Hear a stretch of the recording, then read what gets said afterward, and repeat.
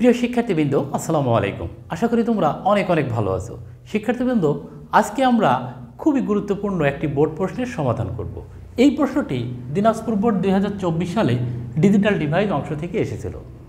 এই প্রশ্নটি অন্যান্য বোর্ড প্রশ্ন থেকে আলাদা। এজন্য এই প্রশ্নটি যদি তোমরা প্রথম থেকে শেষ পর্যন্ত দেখো তাহলে নতুন অনেক কিছুই শিখতে পারবে। ক্লাসটি না টেনে প্রথম থেকে শেষ পর্যন্ত দেখলে খুব সহজেই বুঝতে পারবে। তো লক্ষ্য করো, এখানে উদ্দীপকে ব্লক চিত্র 1-এ একটি চিত্র দেওয়া আছে এবং এখানে ব্লক চিত্র 2 দেওয়া আছে। অর্থাৎ ব্লক চিত্র 1 এবং ব্লক চিত্র 2 এই দুইটা চিত্র উদ্দীপকে দেওয়া আছে। এরপরে লক্ষ্য করো, ক নম্বরে বলা হয়েছে 2 এর পূরক কি। খ নম্বরে বলা হয়েছে রেজিস্টার ও মেমোরি 1 নয় ব্যাখ্যা করো। গ নম্বরে বলা হয়েছে উদ্দীপকের ব্লক চিত্র 1-এর আলোকে উল্লেখিত কাউন্টারটি চিত্রসহ বর্ণনা করো। সর্বশেষ ঘ নম্বরে বলা হয়েছে উদ্দীপকের ব্লক চিত্র 2-এর বর্তনীর সত্যক সারণী ও সমীকরণ বিশ্লেষণ করো। আমরা এখন এই প্রশ্নটি ভেঙে ভেঙে খুব সহজেই তোমাদের বোঝানোর চেষ্টা করব। এজন্য তোমরা ক্লাসটি মনোযোগ সহকারে দেখতে থাকো। তো লক্ষ্য করো, প্রথমে বলা হয়েছে 2 এর পূরক কি। কোনো বাইনারি সংখ্যার বিটগুলোকে উল্টিয়ে দিলে, অর্থাৎ 0-কে 1 এবং 1-কে 0 করলে যে মানটি পাওয়া যায় সেটাকে বলা হয় 1-এর পরিপূরক। এই 1-এর পরিপূরকের সাথে 1 যোগ করলে যে মান পাওয়া যায় সেটাকে বলা হয় 2 এর পরিপূরক। আশা করি তোমরা বুঝতে পারলে। এরপরে লক্ষ্য করো, খ নম্বরে বলা হয়েছে রেজিস্টার ও মেমোরি 1 নয় ব্যাখ্যা করো। রেজিস্টার হলো ফ্লিপ-ফ্লপের তৈরি একটি অস্থায়ী মেমোরি ডিভাইস, যেটা সীমিত সংখ্যক বাইনারি ডেটা ধারণ করে রাখতে পারে। এই রেজিস্টার মেমোরির মতো একই ডেটা সবসময় ধারণ করে রাখতে পারে না। এজন্য রেজিস্টার এবং মেমোরি 1 নয়। এই আলোচনা থেকে আমরা এইটুকু বুঝতে পারলাম যে রেজিস্টার একটা ডেটাকে অস্থায়ীভাবে ধারণ করে রাখতে পারে, আর মেমোরি একই ডেটা সবসময় ধারণ করে রাখতে পারে। আশা করি তোমরা বুঝতে পারলে। এরপর লক্ষ্য করো, গ নম্বরে বলা হয়েছে উদ্দীপকের ব্লক চিত্র 1-এর আলোকে উল্লেখিত কাউন্টারটি চিত্রসহ বর্ণনা করো। অর্থাৎ এই যে ব্লক চিত্র 1-এ যে কাউন্টারটি দেওয়া আছে এই কাউন্টারটিকে চিত্রসহ বর্ণনা করতে বলা হয়েছে। উদ্দীপকের ব্লক চিত্র 1-এ যে কাউন্টারটি দেওয়া হয়েছে এটি ডি ফ্লিপ-ফ্লপ দিয়ে তৈরি একটি 4 বিটের রিপল কাউন্টার। 4 বিটের রিপল কাউন্টার হওয়ার কারণে এখানে 4টি ফ্লিপ-ফ্লপ ব্যবহার করা হয়েছে এবং এই ফ্লিপ-ফ্লপটির নাম দেওয়া হয়েছে Q0, দ্বিতীয় ফ্লিপ-ফ্লপটির নাম Q1, তৃতীয় ফ্লিপ-ফ্লপটির নাম Q2 এবং চতুর্থ ফ্লিপ-ফ্লপটির নাম দেওয়া হয়েছে Q3। এগুলো সেই ফ্লিপ-ফ্লপগুলোর নাম। এবং যেহেতু এটি ডি ফ্লিপ-ফ্লপ দিয়ে তৈরি করা হয়েছে এর জন্য এই যে D flip-flop, D flip-flop, D flip-flop, D flip-flop এবং কিউ হলো এই ফ্লিপ-ফ্লপের আউটপুট। তো এই 4 বিটের রিপল কাউন্টারের প্রথম ফ্লিপ-ফ্লপের এই যে ক্লক পালসটি এটি বাইরে থেকে সরাসরি দেওয়া হয়। এই যে এই ক্লক পালসটি বাইরে থেকে সরাসরি প্রদান করা হয় এবং এই যে প্রথম ফ্লিপ-ফ্লপের যে আউটপুট এই যে কিউ, এই আউটপুটটি দেখো এই দ্বিতীয় ফ্লিপ-ফ্লপের ক্লক পালস। অর্থাৎ প্রথম ফ্লিপ-ফ্লপের যে আউটপুটটি যাচ্ছে এটি এই দ্বিতীয় ফ্লিপ-ফ্লপের ক্লক ইনপুট হিসাবে ব্যবহার করা হয়েছে এবং এই দেখো দ্বিতীয় ফ্লিপ-ফ্লপের এই যে আউটপুটটি এটি তৃতীয় ফ্লিপ-ফ্লপের ক্লক ইনপুট হিসাবে প্রবেশ করেছে এবং এই যে তৃতীয় ফ্লিপ-ফ্লপের যে আউটপুটটি এটি চতুর্থ ফ্লিপ-ফ্লপের ক্লক ইনপুট হিসাবে প্রবেশ করেছে। তো আমরা এটা বুঝতে পারলাম যে প্রথম ফ্লিপ-ফ্লপের যেটা আউটপুট, এই যে আউটপুট দ্বিতীয় ফ্লিপ-ফ্লপের ক্লক ইনপুট, এই দ্বিতীয় ফ্লিপ-ফ্লপের যে আউটপুট সেটি তৃতীয় ফ্লিপ-ফ্লপের ক্লক ইনপুট, এই যে তৃতীয় ফ্লিপ-ফ্লপের যে আউটপুট সেটি চতুর্থ ফ্লিপ-ফ্লপের ক্লক ইনপুট। এভাবেই 4 বিটের বাইনারি সংখ্যা তৈরি হতে পারে। আশা করি তোমরা বুঝতে পারলে। শিক্ষার্থীবৃন্দ, সর্বশেষ ঘ নম্বরে বলা হয়েছে উদ্দীপকের ব্লক চিত্র 2-এর বর্তনীর সত্যক সারণী ও সমীকরণ বিশ্লেষণ করো। অর্থাৎ এই যে ব্লক চিত্র 2 দেওয়া আছে এই ব্লক চিত্র 2-এর সত্যক সারণী এবং সমীকরণ বিশ্লেষণ করতে বলা হয়েছে। তার মানে কি, এই ব্লক চিত্র 2-এর সত্যক সারণী তৈরি করতে হবে এবং সেই সত্যক সারণী থেকে সমীকরণ বের করতে হবে।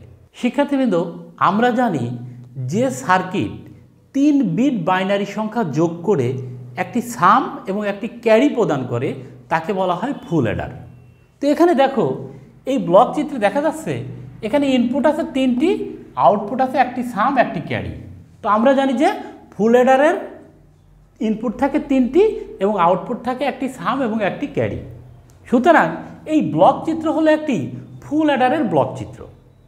তো এখন আমরা এই ফুল অ্যাডারের সত্যক সারণী তৈরি করব এবং সেই সত্যক সারণী থেকে সমীকরণ বের করব। তো লক্ষ্য করো, আমরা প্রথমেই ফুল অ্যাডারের সত্যক সারণী তৈরি করি। তো একটি ফুল অ্যাডারের যদি 3টি ইনপুট এ, বি এবং সি হয়, তাহলে তার ঘর হবে কয়টি? ঘর হবে 8টি। কারণ আমরা জানি যে ইনপুট যতগুলো 2 এর পাওয়ার তত হয়। দেখো ইনপুট 3টি, এর জন্য 2 এর পাওয়ার 3 হয়েছে। ইনপুট যদি 4টি হতো তাহলে 2 এর পাওয়ার 4 হতো।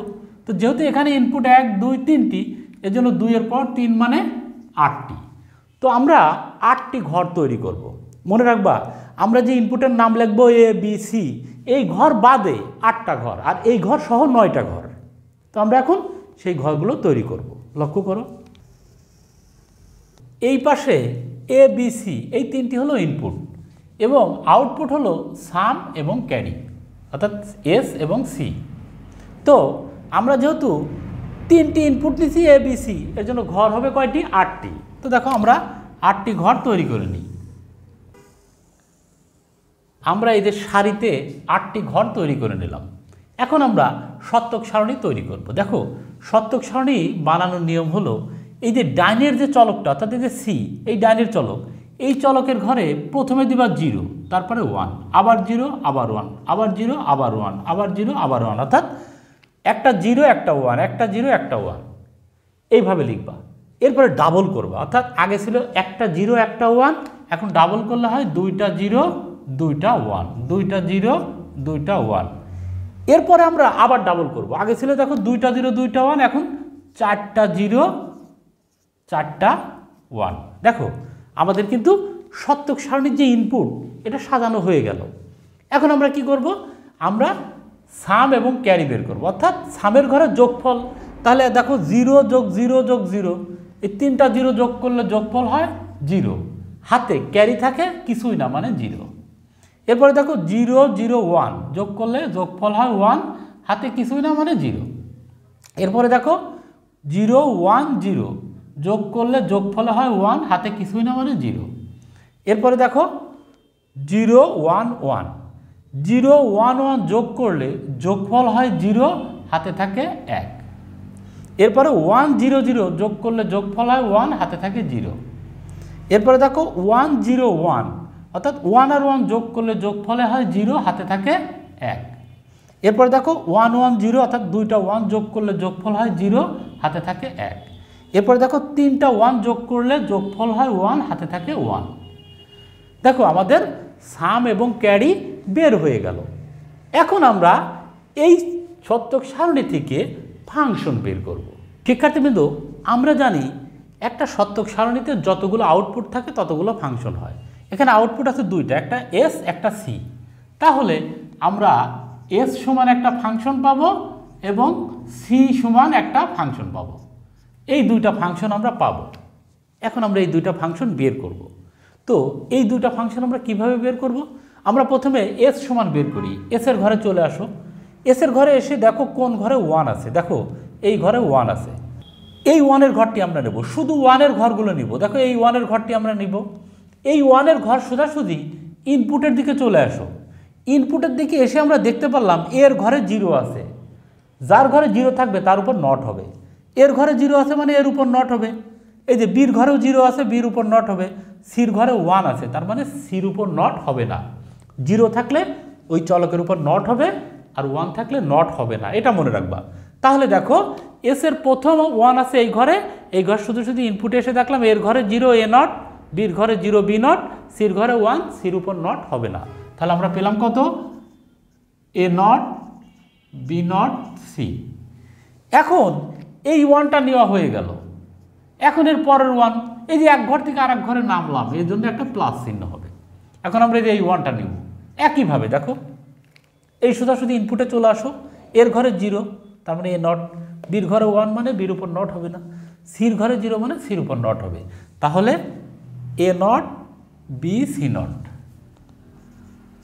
এ নট বি সি নট যোগ, এই যে এক ঘর থেকে আরেক ঘরে যাবে এর জন্য যোগ, এই যে এই ওয়ানটা নেব, দেখো এই সোজাসুজি ইনপুটে চলে আসো, এর ঘরে ওয়ান আছে তার মানে এর উপর নট হবে না, বির ঘরে জিরো বি নট, সির ঘরে জিরো সি নট, তাহলে A B not C not. এরপরে দেখো এই যে সর্বশেষ এই ঘরে ওয়ান আছে, এই ঘরে দেখো এর ঘরে ওয়ান, এর উপরে নট হবে না, বির ঘরে ওয়ান, বির উপর নট হবে না, সির ঘরে ওয়ান, সির উপর নট হবে না, তার মানে যোগ এ বি সি। দেখো আমাদের সামের মান বের হয়ে গেল, এখন আমরা ক্যারির মান বের করবো। তাহলে ক্যারির ঘরে চলে আসে যে সির ঘর, সির ঘরে ওয়ান আছে কোন ঘরে, যে এই ঘরে, একইভাবে করতে হবে। এই ওয়ান সোজাসুজি ইনপুটে চলে আসো, দেখো এর ঘরে জিরো তার মানে এর উপর নট হবে, বির ঘরে ওয়ান, বির উপর নট হবে না, সির ঘরে ওয়ান, সির উপর নট হবে না, তাহলে A not B C, A not B C যোগ, যেহেতু এই যে এক ঘর থেকে আরেক ঘরে নামবো, এরপর ওয়ান আছে এই যে এই ঘরে, এই ঘর সোজাসুজি ইনপুটে চলে আসো, দেখো এর ঘরে ওয়ান মানে এর উপর নট হবে না, বির ঘরে জিরো মানে বির উপর নট হবে, সির ঘরে ওয়ান মানে সির উপর নট হবে না, তাহলে A B not C, A B not C যোগ, এখন আমরা নিব এই ওয়ানকে, দেখো এই ওয়ান সোজাসুজি ইনপুটে চলে আসো, এর ঘরে ওয়ান, এর উপর নট হবে না, বির ঘরে ওয়ান, বির উপর নট হবে না, সির ঘরে জিরো, এই যে জিরো থাকলে নট হবে তার মানে সির উপর নট হবে, তাহলে A B C not, A B C not. এখন আমরা সর্বশেষে এই ওয়ানটি নেব, দেখো এই ওয়ানে আমরা চলে আসি, দেখো এর ঘরে ওয়ান, এর উপর নট হবে না, বির ঘরে ওয়ান, বির উপর নট হবে না, সির ঘরে ওয়ান, সির উপর নট হবে না, তাহলে হবে যোগ এ বি সি। শিক্ষার্থীবৃন্দ, আমরা এই সত্যক সারণী থেকে এই দুইটি ফাংশন পেলাম। যেহেতু সত্যক সারণী এবং ফাংশন বিশ্লেষণ করতে বলা হয়েছে, তো এই যে দুইটি ফাংশন, এই দুইটি ফাংশন সরল করা যায়, অর্থাৎ এই ফাংশন দুটিকে ছোট করা যায়। তো আমরা একটু সরল করে দেখাই দেব, তাহলে আরও ভালো হবে। তো লক্ষ্য করো, এখানে আমরা প্রথমে এস এর মান সরল করব। আমরা এস এর মান এটা পেলাম, এখন এটাকে আমরা সরল করব। দেখো এখানে কমন যায় কত, এখান থেকে আমরা এ নট কমন নিতে পারি, এ নট কমন নিলে এখানে থাকে বি নট সি যোগ এখানে থাকে বি সি নট। এখান থেকে দেখো কি কমন যায়, দেখো এ কমন আছে দুইটার মাঝে এ কমন আছে, এ কমন নিলাম, তাহলে এখানে থাকলো বি নট সি নট যোগ বিসি। এখানে আমরা এইটুকু সমান লিখতে পারি বি এক্সর সি, কারণ আমরা জানি যে এ এক্সর বি এটা সমান এ নট বি যোগ এ বি নট, এটা হচ্ছে এ এক্সর বি সূত্র। দেখো এ নট বি যোগ এ বি নট, দেখো এখানে এই ফর্মেটে আছে বি নট সি যোগ বি সি নট, তার মানে এ নট বি যোগ এ বি নট সমান যদি আমরা লিখতে পারি এ এক্সর বি, তাহলে বি নট সি যোগ বি সি নট এইটুকু সমান আমরা লিখতে পারি বি এক্সর সি, এটা লিখতে পারি যোগ। এখানে দেখো এই এ থাকলো, এখানে আরেকটি সূত্র পড়লো এ নট বি নট যোগ এ বি, আমরা জানি কি এ নট বি নট যোগ এ বি, এটা সমান আমরা লিখতে পারি কি এ এক্স নট বি। দেখো এখানে এই ফর্মেটে আছে এ নট বি নট যোগ এ বি, এটা সমান যদি এ এক্স নট বি হয়, তাহলে বি নট সি নট যোগ বি সি, এটা সমান হবে কি B x not C, B x not C. এখন আমরা এই যে বি এক্সর সি এটা সমান এক্স ধরি, এটা সমান এক্স ধরি, এটা সমান যদি আমরা এক্স ধরি, তাহলে আমরা এখানে পাই কি এ নট এক্স যোগ A X not, A X not. দেখো এটা কিন্তু সূত্র পড়ে গেল এ নট বি যোগ এ বি নট, এটা সূত্র আছে কি এ এক্সর এক্স। এখন আমরা এক্স এর মান বসাই দিই, এক্স এর মান কত আমরা ধরছিলাম বি এক্সর সি, তাহলে এ এক্সর এই যে এক্স এর মান হলো বি এক্সর সি। দেখো এই যে এস, এই এসটাকে আমরা সরল করে পেলাম এ এক্সর বি এক্সর সি। আমরা ক্যারির মান, এই যে ক্যারির মান পেয়েছিলাম এটা, এখন এটাকে সরল করব। এখানে আছে এ নট বি সি যোগ এ বি নট সি যোগ এ বি সি নট যোগ এই এ বি সিকে আমরা তিনটা লিখতে পারি, এ বি সি যোগ এ বি সি যোগ এ বি সি। কেন লিখতে পারি, এ সমান আমরা লিখতে পারি এ যোগ এ যোগ এ, অর্থাৎ একটা এ সমান আমরা এ যোগ এ যোগ এ এভাবে 3-4টা আমরা যোগ আকারে লিখতে পারি। তাহলে এই একটা এবিসিকে ভেঙে আমরা এবিসি যোগ এবিসি যোগ এবিসি এটা লিখতে পারি, কারণ এ সমান যদি এ যোগ এ যোগ এ হয় তাহলে এবিসি সমান আমরা লিখতে পারি এবিসি যোগ এবিসি যোগ এবিসি। এখন আমরা যে কাজটি করব, এই প্রত্যেকটা এবিসি এভাবে আলাদা আলাদা করে ভাগ করে দেবো। এর সাথে একটা এবিসি দেবো, এর সাথে একটা এবিসি দেবো, এর সাথে একটা এবিসি দেবো।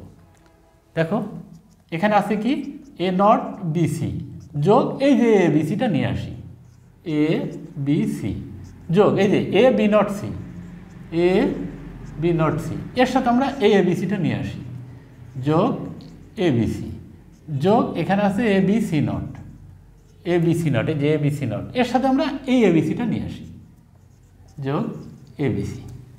এখন আমরা কমন নিব। দেখো এখানে কমন যায় কত, এখানে কমন যায় বিসি, বিসি কমন নিলে এখানে থাকে এ নট যোগ এ, এখানে কমন যায় কত, এখানে কমন যায় এসি, এসি কমন নিলে এখানে থাকে বি নট যোগ বি, এখানে কমন যায় কি এবি, এবি কমন নিলে এখানে থাকে কি সি নট যোগ সি। শিক্ষার্থীবৃন্দ আমরা জানি এ নট যোগ এ সমান 1, তাহলে বিসি গুণ 1 এটুকুর মান 1 যোগ এই যে এসি, এসি গুণ এই যে বি নট যোগ বি এটা সমান 1 যোগ এই যে এবি, এই যে সি নট যোগ সি এটা সমান 1। তাহলে বিসির সাথে 1 গুণ করলে হয় বিসি, এসির সাথে 1 গুণ করলে হয় এসি এবং এবির সাথে 1 গুণ করলে হয় এবি। এটাকে আমরা একটু সাজিয়ে লিখি, তাহলে পাই এ বি যোগ বিসি যোগ এসি।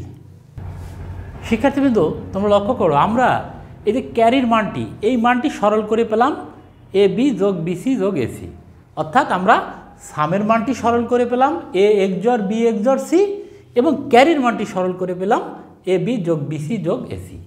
আশা করি তোমরা এই প্রশ্নটি বুঝতে পারলে। শিক্ষার্থীবৃন্দ এরপরেও এই ক্লাসটি সম্পর্কে যদি তোমাদের কোনো মতামত থাকে সেটা অবশ্যই কমেন্টে জানিও, আমি তোমাদের সমস্যাগুলো সমাধান করার চেষ্টা করব এবং এই ক্লাসটি তোমাদের বন্ধুদের মাঝে শেয়ার করে দিও। আর তোমরা যারা এখনও আমার এই চ্যানেলটি সাবস্ক্রাইব করো নাই তারা এখনই সাবস্ক্রাইব করো, যাতে নতুন নতুন ভিডিও আসলে সবার আগে দেখতে পারো। ক্লাসটি দেখার জন্য সবাইকে অনেক অনেক ধন্যবাদ।